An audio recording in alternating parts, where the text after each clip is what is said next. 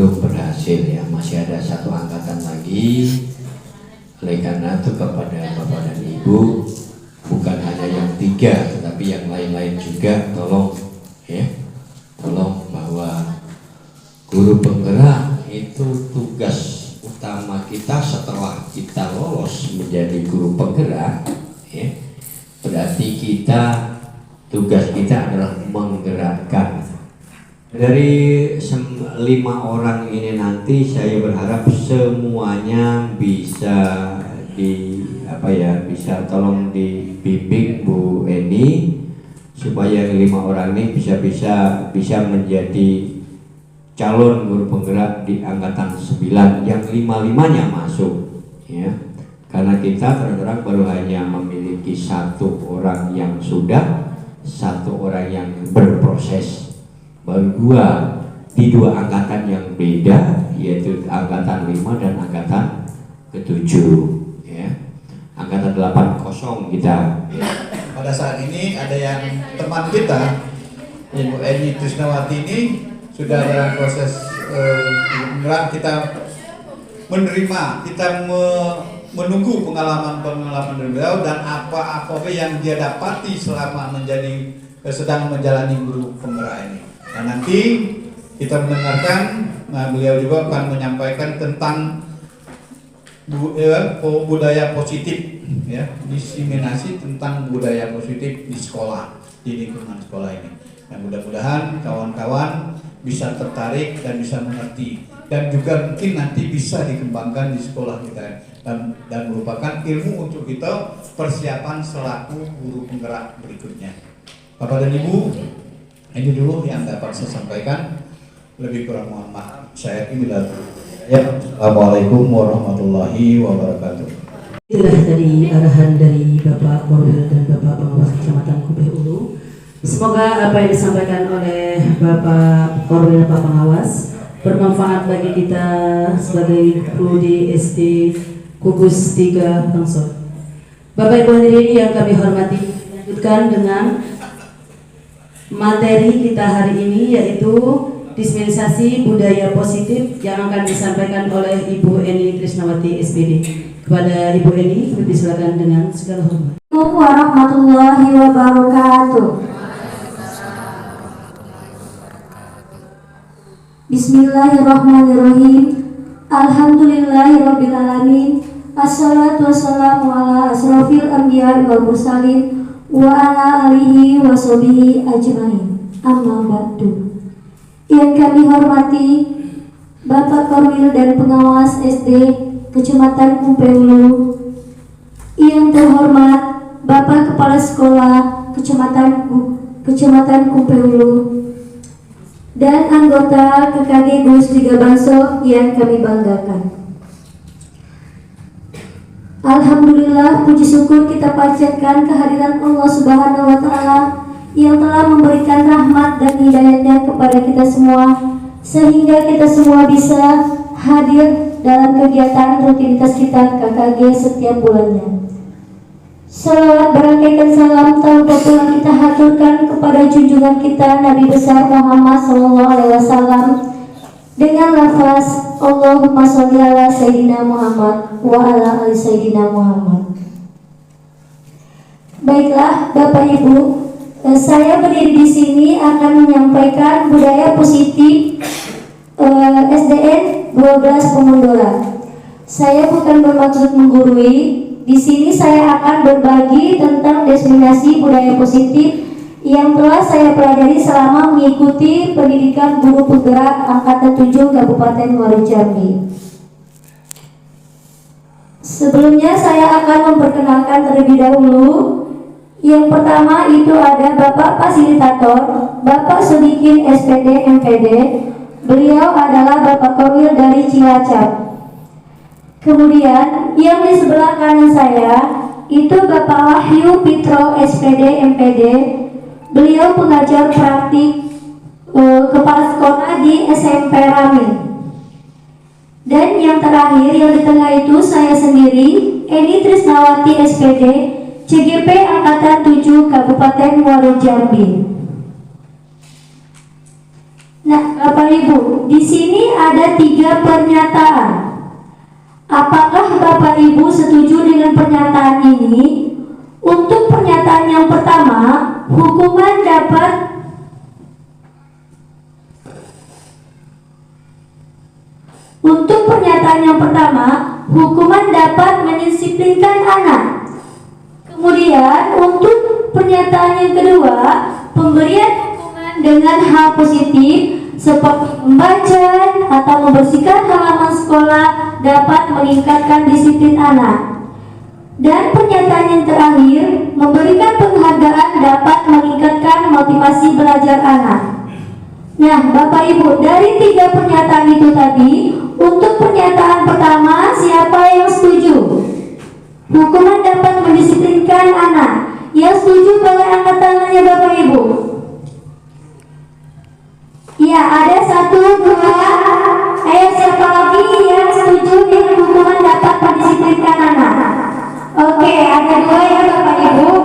Nah, untuk pernyataan yang kedua, pemberian hukuman dengan hal positif seperti membaca atau membersihkan halaman sekolah dapat meningkatkan disiplin sekolah.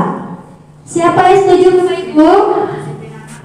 Yang setuju boleh angkat tangan Bapak Ibu.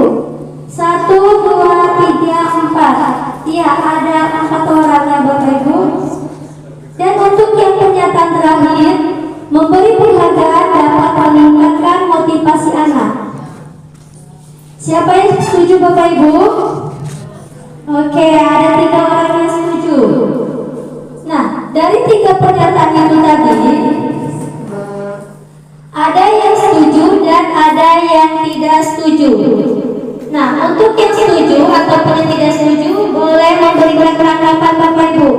Siapa yang mau memberi tanggapan dari 3 pernyataan itu tadi, yang setuju ataupun tidak setuju? Boleh angkat tangannya Bapak Ibu.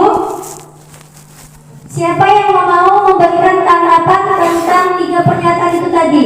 Yang setuju ataupun tidak setuju? Apa alasan Bapak Ibu setuju dengan pernyataan itu ataupun tidak setuju? Ayo Bapak Ibu, siapa? Pak Sapril? Ya. Assalamualaikum warahmatullahi wabarakatuh. Saya hormati Bapak Korwil, yang saya hormati Bapak pengawas anak yang dapat perlahan ataupun yang kurang minat dalam belajar. Saya rasa semua pernyataan dari 1 sampai 3 itu semuanya kalau dapat saya benar, tinggal pelaksanaan kita yang dalam belajar. Demikian dan Oke, terima kasih kepada Bapak April atas tanggapannya dari 3 pernyataan itu tadi. Baik, terima kasih. Nah, kita akan melihat Bapak Ibu, ini semua sudah sesuai apa belum dengan filosofi Bapak pendidikan kita, Bapak Ki Hajar Dewantara, yang mengedepankan siswa dengan sesuai kodrat alam dan kodrat zamannya. Nah, di sini kita akan bermain tentang perubahan paradigma. Sebelum kita bermain tentang perubahan paradigma, boleh Bapak Ibu semuanya berdiri? Boleh Bapak Ibu semuanya berdiri?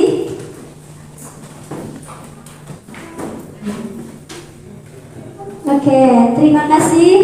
Nah, sekarang kita akan melatih kefokusan kita Bapak Ibu. Kita akan melatih kefokusan kita. Jika saya bilang ular, berarti panjang. Panjangnya seperti ini ya Bapak Ibu. Panjang. Kalau saya bilang ular, berarti pendek. Bisa dipahami Bapak Ibu? Oke, nah kita mulai ya Bapak Ibu. Yuk, tangannya boleh diangkat semuanya Bapak Ibu. Ular, panjang. Ayo boleh bersuara semuanya Bapak Ibu ya. Ular, pendek Bapak Ibu. Ular kan pendek. Iya, berarti kurang fokus. Iya, kalau ular pendek, pendeknya seperti ini. Kalau ular panjang, oke. Nah, kita mulai ya. Ular, ular panjang Bapak.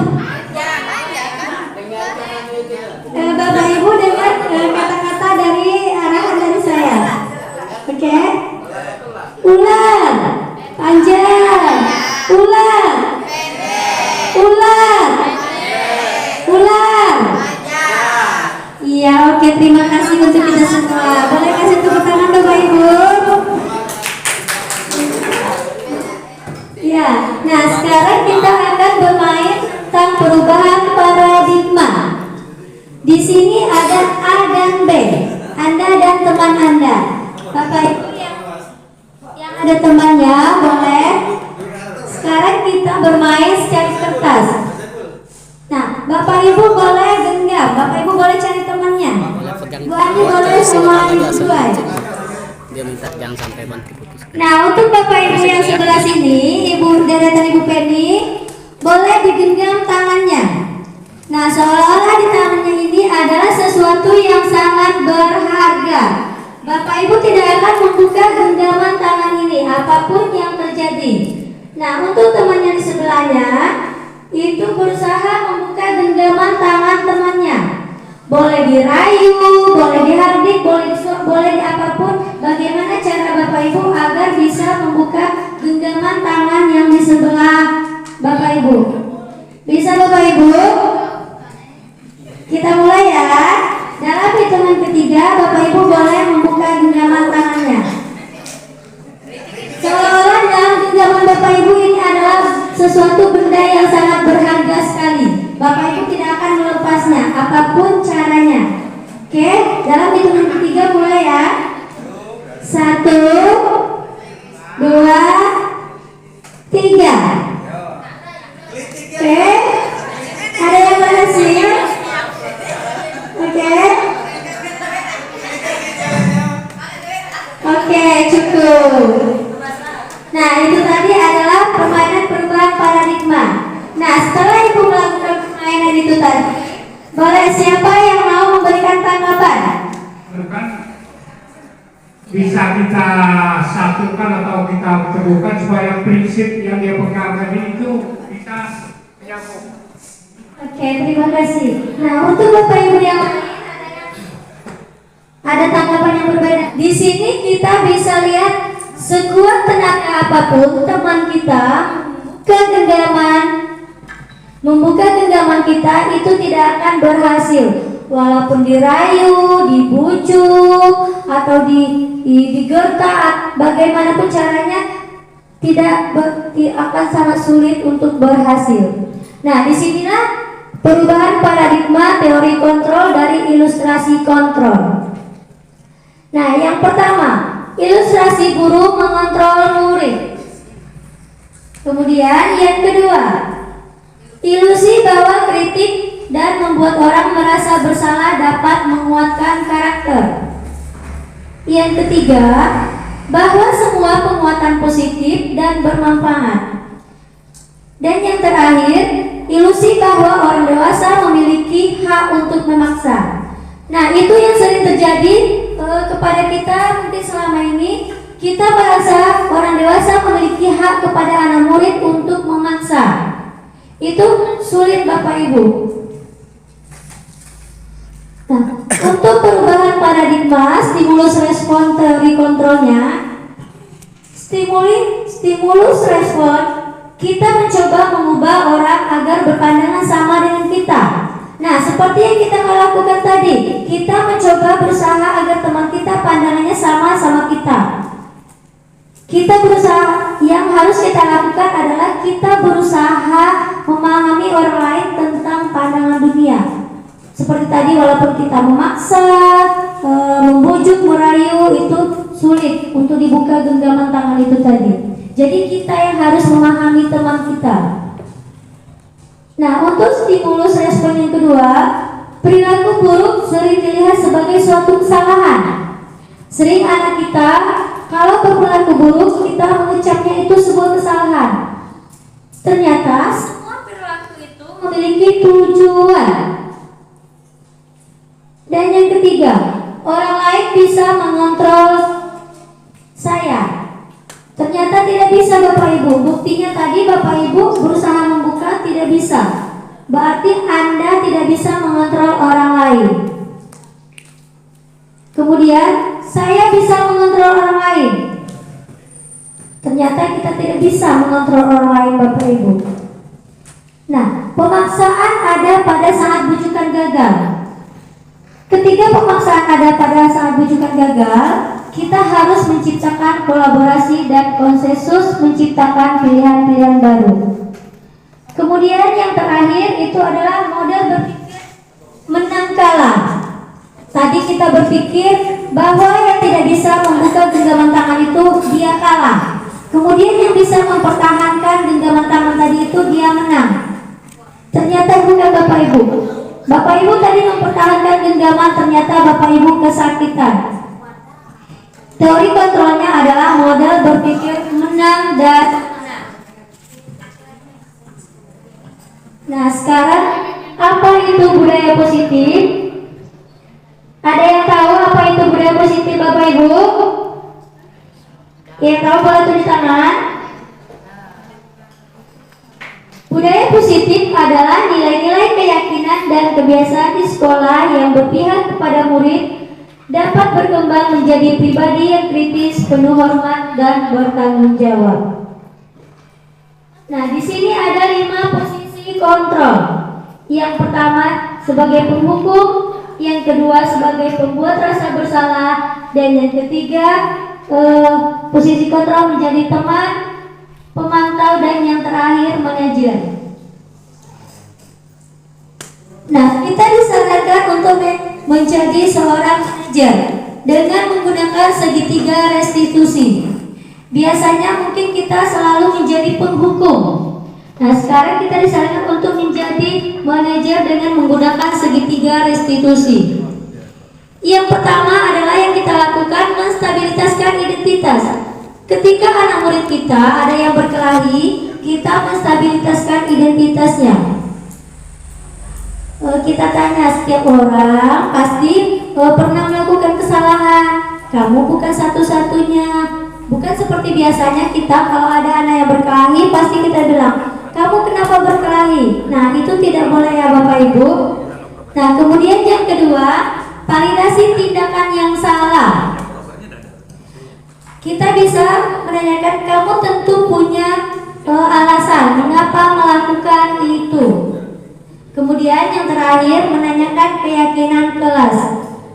Keyakinan kelas apa yang telah kita sepakati.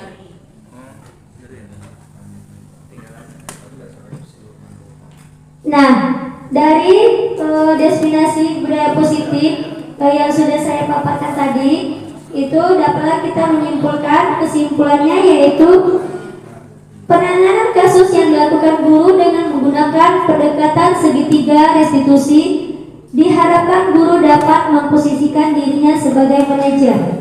Nah, kita harus memposisikan diri kita sebagai manajer, Bapak Ibu, bukan sebagai penghukum. Kalau penghukum adalah alternatif yang terakhir, dengan mengajukan pertanyaan-pertanyaan bermakna yang membuat murid menjadi lebih percaya diri dan bertanggung jawab. Nah, mungkin cukup sekian. Itu penyampaian sedikit tentang diseminasi budaya positif dari saya. Saya mohon maaf apabila ada kekurangan atau kesalahan dalam penyampaian tentang budaya positif tadi. Semoga Bapak Ibu bermanfaat. Saya akhiri, wabillahi taufiq walhidayah. Wassalamualaikum warahmatullahi wabarakatuh. Waalaikumsalam warahmatullahi wabarakatuh.